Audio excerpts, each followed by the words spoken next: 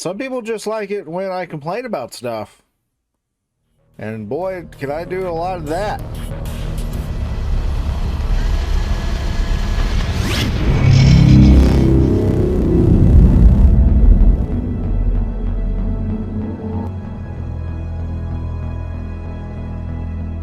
Apparently people don't like it when you're nice. People don't like it when you try to point out things that you might enjoy. Instead, they'd rather see people bitch and complain. So that's what I'm gonna do. We're just gonna cut right to the chase. We're cutting through all the whatever needs cutting, you know? Grass, trees, your legs. We're gonna talk shit today, and by we I mean me, and I'm gonna talk shit about the movies you probably like. Once you all reach the age of reason, you might come over to my way of thinking, and you might too wallow in self-loathing. But until that day, I'm here to educate you and to keep you from spending money on bullshit. So we're gonna hop right into it, because the last time we did the underrated, this time we're gonna do the other side. So get the little title card thingy ready, because in no particular order, this is the BOS movie reviews, 10 overrated movies. Or if you would rather call it the movies that everyone seems to like, but I just fucking hate.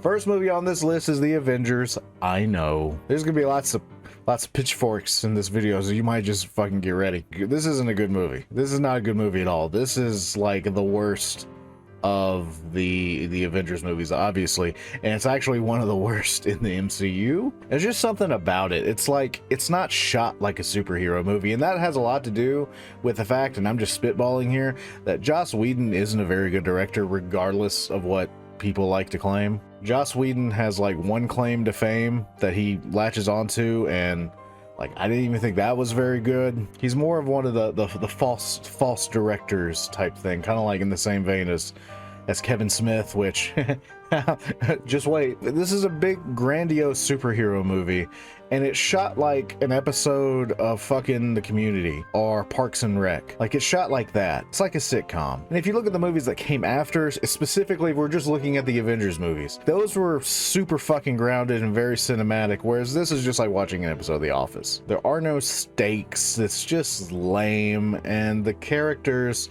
somehow, like, over the course of their own movies, you get to know them and you like them, but then in this movie they just become unlikable little pricks. I mean, I know everyone made a big deal about it because, oh my god, it's the start of the MCU and we need to gush over it, but all in all, that's all it really is.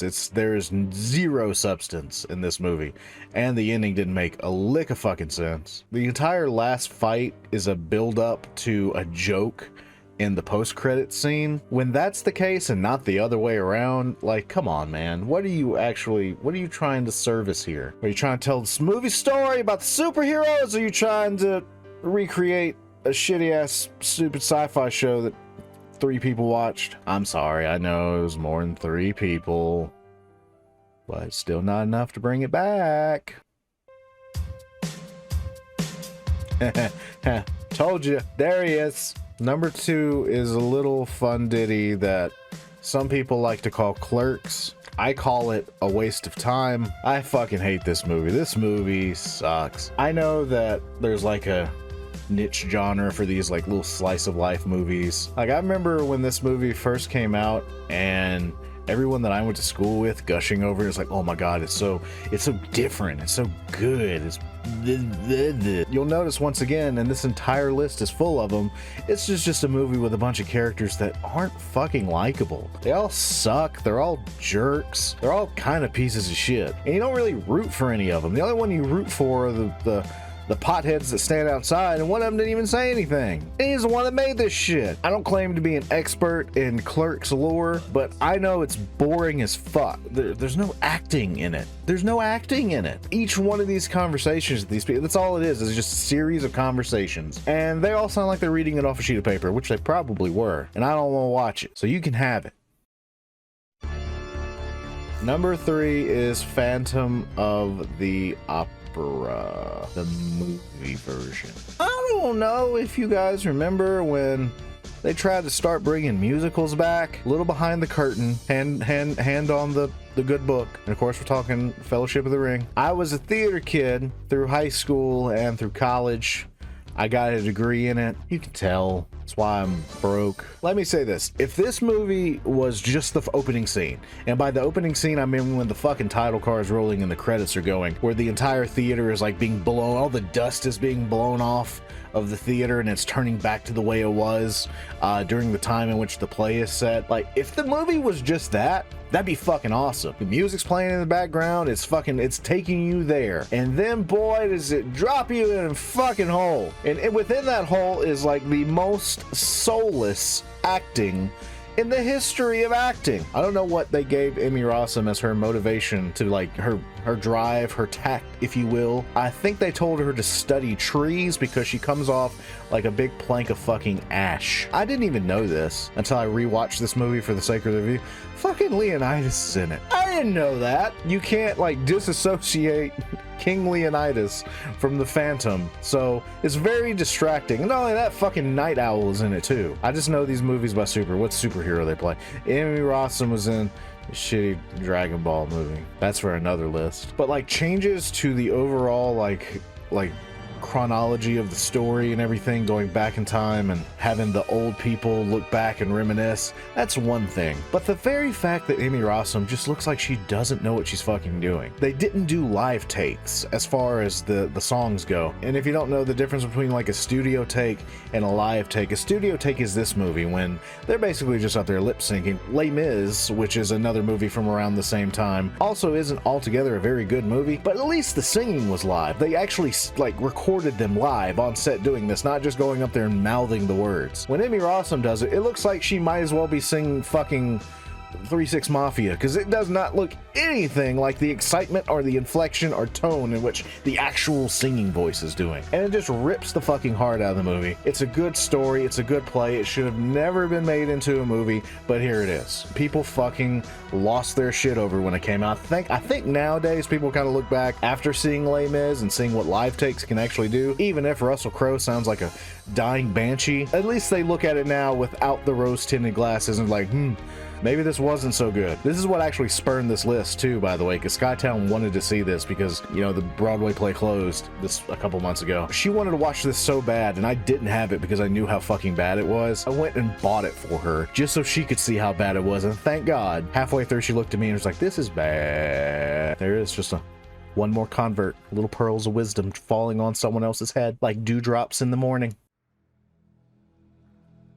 Ooh, number 4 is Avatar. Avatar is the Tron of the aughts. In the 80s when Tron came out, Tron was super fucking pretty to look at. It was like mind-boggling and baffling that they made it look like real people in this environment. This is like magic. This is not real, but it is. How did we do this? I want to live in the video game, but when you get down to it and you really watch Tron after, you know, 30 some odd years, yeah, it kind of fucking sucks. There's no story, there's no plot. It's all eye candy and no substance. And that's exactly what Avatar is. Everyone makes the joke that it's just dances with wolves with blue people, but at the core, that's all this movie was how many cool fucking special effects can we make but have as little as incoherent of a story as possible. And there you go, you got Avatar. It's big, it's stupid, it's overinflated, it's overwrought. All the exposition is just forced on you in the first 20-30 minutes, and then you're just having to hang on and be along for the ride. And when I say it's forced onto you and then it's overwrought, there are people sitting there asking this guy, you know, why do you want to get in the Avatar suit or whatever? And then you rattle and prattle and pontificate for like 8 years about why you want to get in the blue suit when all you had to do was say, man, I don't have any fucking legs, dude. I can't use my legs. This would be fucking cool. That's it. Every fucking thing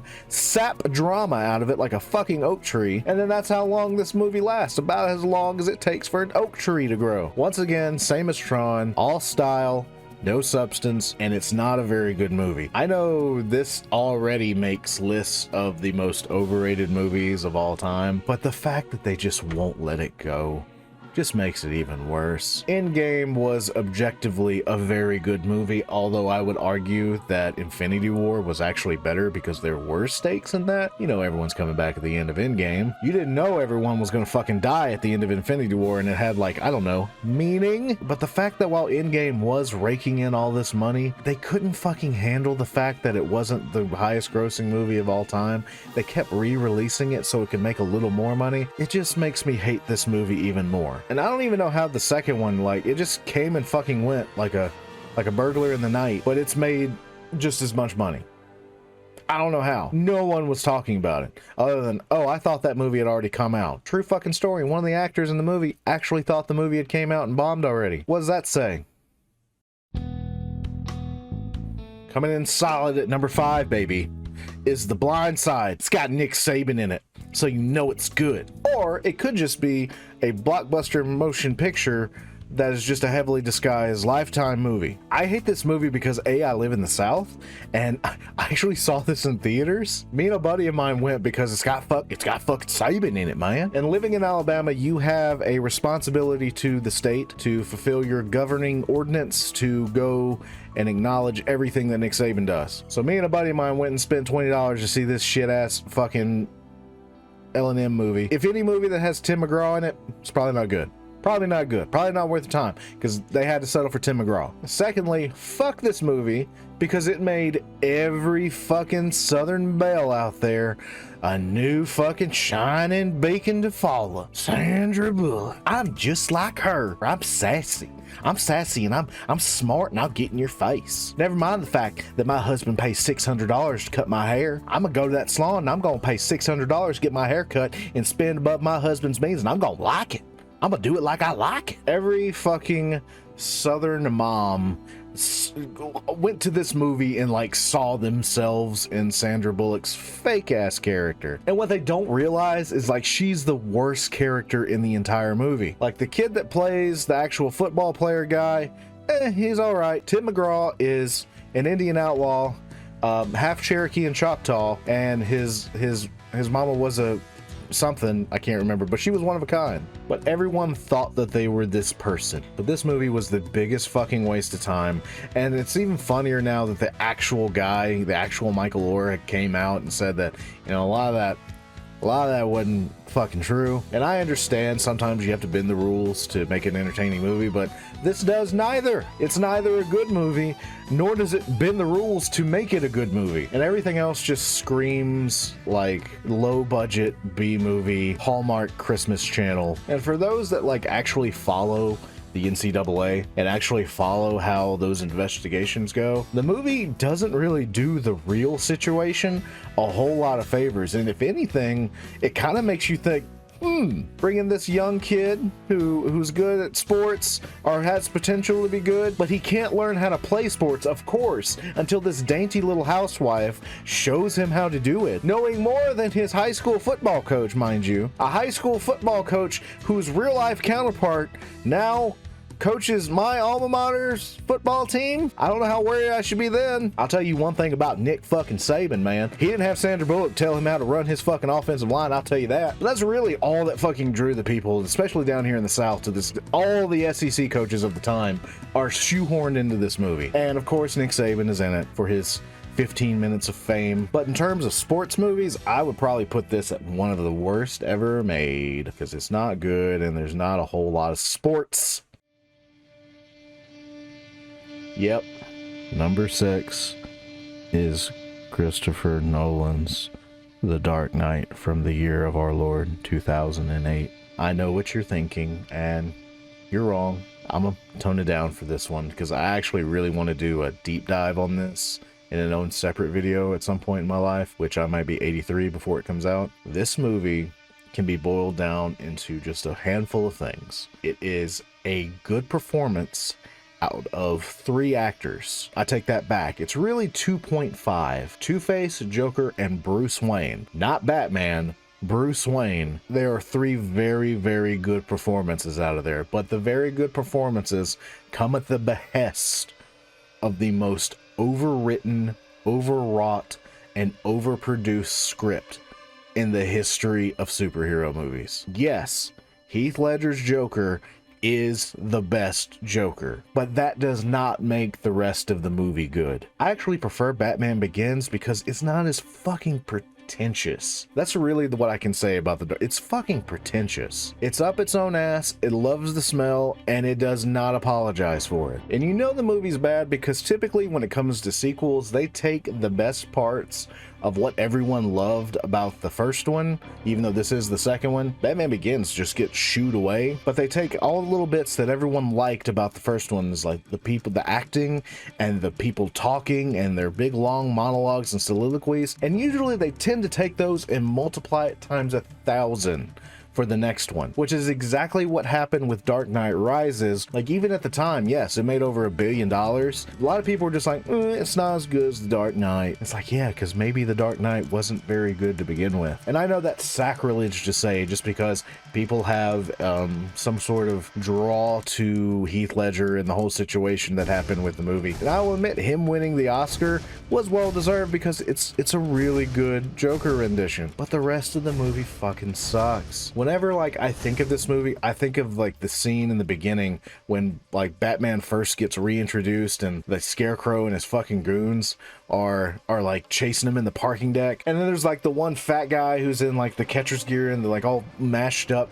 fake ass Batman outfit, and he's literally talking to a walking away Batman in like the most hackneyed, stupid, overwrought way. What gives you the right? What makes you so special?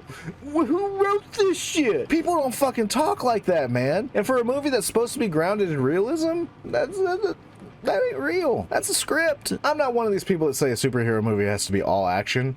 It doesn't at all. There can be movies that are really, really good where it's just a lot of talking. V for Vendetta comes to mind. But all of the secondary, ancillary characters in the Nolan trilogy as a whole, really, they're really like an afterthought. Like, all of their dialogue sounds like it was fucking ADR'd in post. It was just the guys hanging around in the studio that day. It was like, hey, you want to do a voice for the fat guy? They're like, hey, Joey. Hey, Joey, do you want to do a voice for the fat guy bank robber? I don't know. I guess I could. Get in here. It's a fucking movie. It's just not good, and I offer this litmus test to everyone who wants to defend this movie. I dare you to put this movie next to Iron Man, which came out months after, and tell me which one aged better. Iron Man aged like fucking fine wine. It doesn't take itself so seriously, but it still has a fucking heart. Literally, the entire movie is about him having a heart. Whereas Dark Knight is, I don't even know. It's convoluted, I know that.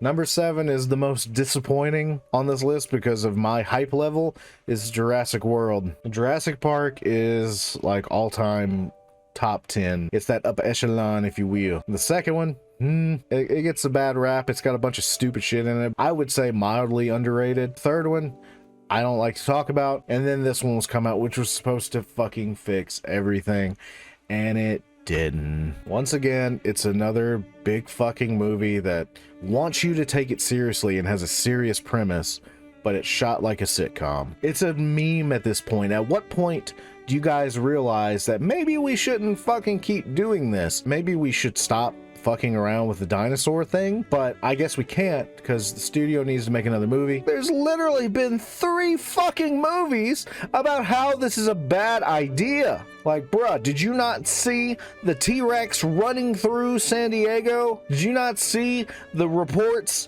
of the island, like everyone fucking dying? Did you not see the third one? Okay, I don't blame you for that one, but there's the George Lucas aspect of its poetry and it sort of rhymes, and then there's just a bunch of stupid fucking characters. And that's what this whole movie is about. The whole stupid fucking premise is Gomer Pyle from Full Metal Jacket wants to weaponize raptors. That's it. That's what this movie wants you to believe. You know them terrorists in the Middle East? You know the last thing that they'll ever expect?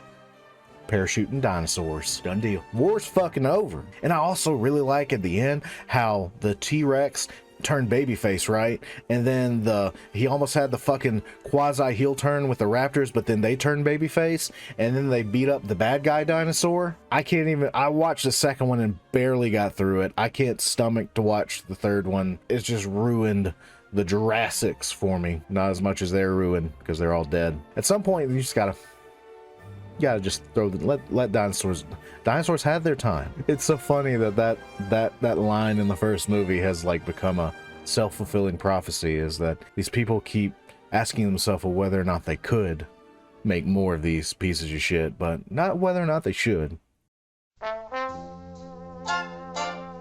It is indeed the only movie on this list that happened to win a Best Picture Oscar. So if there's somebody out there that likes it, it's the fucking Academy, brother. Annie Hall is a Woody Allen movie that is just like every other Woody Allen movie. It's just about him being a narcissistic, neurotic piece of shit, and everyone around him saying, maybe you're a piece of shit. Well, movie's over the first 10 minutes. Roll the fucking credits. We already know how this is going to end. Like, I know there's a lot of movies that have been made like this with, like, comedians, like Billy Crystal and When Harry Met Sally, the Seinfeld TV show as a whole. They're all kind of the same, but this is, like, the worst example of it. When Harry Met Sally is actually a good movie. This one, can't say the same. And once again, just like other movies on this list, like Clerks and Dark Knight, like, being pretentious isn't necessarily comedic. I know in the 70s, everyone kind of had this fucking dark outlook on life. In the movies of the time kind of reflected it. But the fact that, like, Woody Allen and his character in this movie where he plays Woody Allen, the fact that he can be such a piece of shit and such a narcissist and so pretentious, and the girl in the story still just reacts the same way that anyone would if it was fucking Tom Cruise. It's not believable.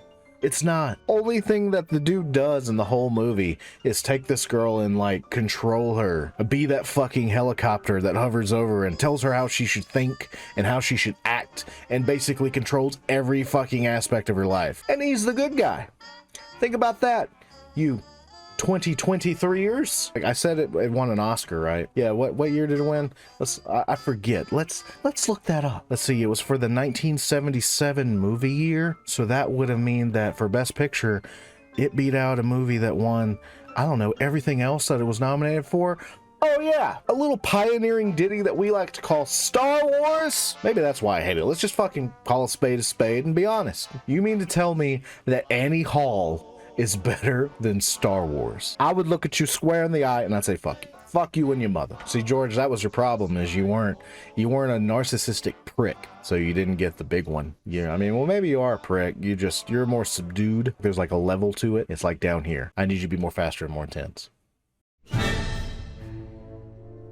Number 9 is the Goonies. Once again, it's getting tired. It's the same reason. You all fucking love this movie, but everyone in it is a prick. Even Short Round is a fucking prick. Seriously though, I don't know what the appeal of it is. It's advertised as this coming-of-age fantastical adventure story, but it really is just me following a bunch of punk-ass little bastards for 2 hours. The villains in the movie are completely inept to be outwitted by a bunch of really ill-behaved, stupid kids. I'm supposed to believe that this is like, you know, a big-time crime family, right? But they get outwitted by a bunch of kids that wouldn't even make an episode of Double Dare, and all going after some stupid, convoluted, unnecessary shit like pirate gold. Come on, man. I would just been born when this movie came out, but I've seen it in the years since, and there are way better fucking movies out there if you're a kid wanting to watch other kids grow up. Like, if I had to put this movie against another one, like, if I'm pulling one out of my butt, like The Sandlot, that's a way better movie. Even going back to that time, since this movie is supposed to be like a little more edgy than your typical Walt Disney kids movie, Stand By Me is a vastly superior movie with more mature themes, other than just a bunch of kids that got bullied and now they're gonna go after some pirate treasure. Watch those instead. Throw the Goonies away. Number 10 is Rocky IV. I'm not saying I dislike Rocky IV. Everyone talks about Rocky IV being like the best one, and I even like grew up thinking that Rocky IV was the best one. I've told other people when they're arguing about Rocky movies, which one's better? Is it Rocky the first one or the second one? Third one? I'm like, nah man, nah bro, Rocky IV. But now, like, having watched it recently, watching it very thoroughly, it's not very good. It's actually the worst. I actually put fucking Rocky V over Rocky IV, and everyone fucking hates Rocky V. Back to back, Rocky 5's a better movie. It actually tells a story. Rocky 4 is just a big fucking music video. I think a lot of the jokes and a lot of the memes from Rocky as a series, they really stem from this one because, like I said, it's a product of its time. It's America, it's during the Cold War. And I think that everyone gravitates to it because of two big reasons. A, Drago is a good bad guy. For as little as he does in this movie, Drago is still pretty fucking indomitable as a character, and the fact that Apollo Creed dies. Those are the two big takeaways. And that's kind of what everyone takes away from this, the moment, you know, that Apollo died, and then basically Rocky finally climbing the ladder and having that big hoorah moment for not just America, but for the world. I can't salute with my right hand because the microphone's in the way. But other than that, this movie boils down to 5 montages. Like, everyone jokes about the Rocky montage, but it is a very important part of what makes a Rocky movie, but this one goes overboard. I'm trying to remember. There's the opening, which is par for the course for a Rocky movie, and then the whole James Brown living in America thing for Apollo in the first fight, and then like no later than 5 minutes after, Rocky's driving in a car listening to fucking Survivor for 8 years. When we're landing in Russia, playing that entire song. Then you got your typical training montage when they're training in Russia with Drago and Rocky showing their different techniques. And then you have the token mid-fight, let's sponge all these mid-rounds into a montage so we can get to the climax in round 12. So that's 6.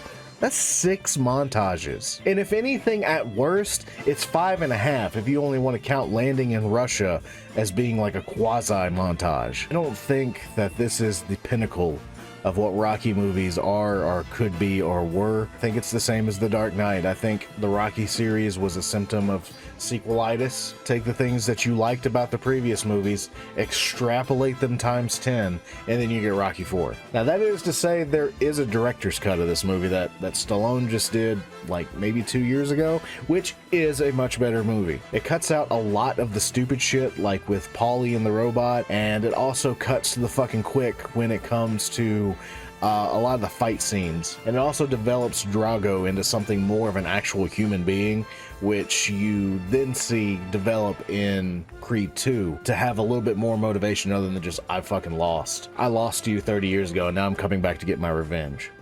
It's just like move on.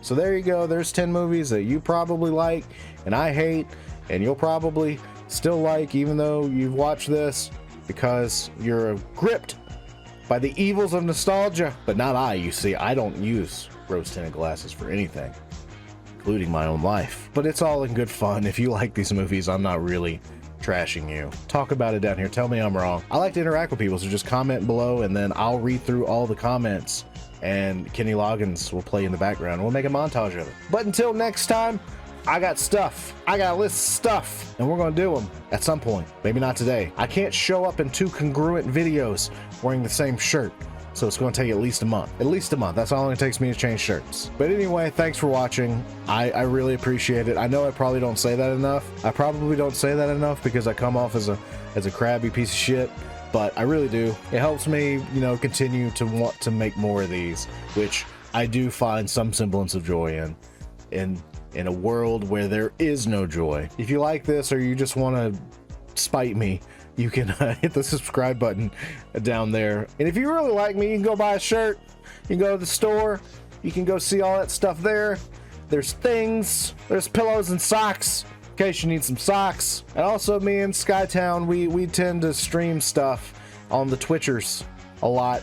So you can go there and look at that too.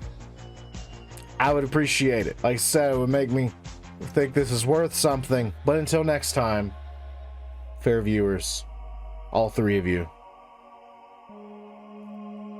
I didn't think of anything. I kind of don't have a script, in case you haven't noticed. I just kind of just go with it.